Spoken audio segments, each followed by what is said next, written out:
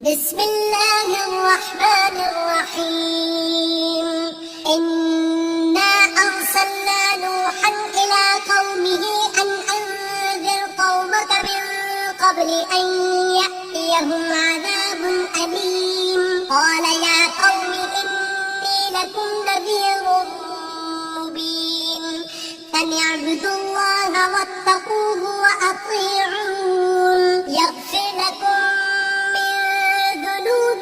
ويؤخركم إلى أجل مسمى إن أجل الله إذا جاء لا يؤخر لو كنتم تعلمون. قال رب إني دعوت قومي ليلا ونهارا فلم يزدهم دعائي إلا فرارا وإني كلما دعوتهم لتغفر لهم جعلوا أصابعهم في آذانهم واستغشوا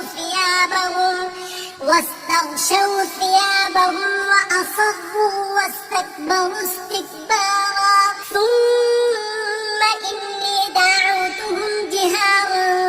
ثم إني أعلنت لهم وأسررت لهم إسرارا فقلت استغفروا ربكم إنه كان غفارا يرسل السماء عليكم مدرارا ويمددكم بأموال وبنين ويجعل لكم جنات ويجعل لكم أنهارا ما لكم لا ترجون لله وقارا وقد خلقكم أطوارا ألم تروا كيف خلق الله 7 سماوات طباقا وجعل القمر فيهن نورا وجعل الشمس سراجا والله أنبتكم من الأرض نباتا ثم يعيدكم فيها ويخرجكم إخراجا والله جعل لكم الأرض بساطا لتسلكوا منها سبلا فجاجا. قال نوح رب إنهم عصوني واتبعوا من لم يزده ماله وولده إلا خسارا ومكروا مكرا كبارا وقالوا لا تذرن آلهتكم ولا تذرن ودا ولا سواعا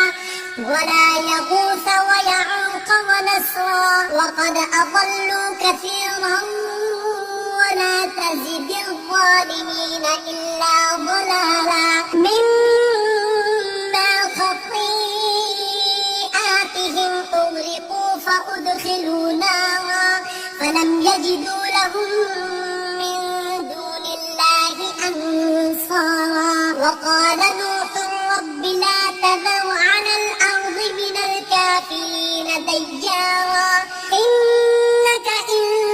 تذرهم يضلوا عبادك ولا يلدوا إلا فاجرا كفارا. رب اغفر لي ولوالدي ولمن دخل بيتي مؤمنا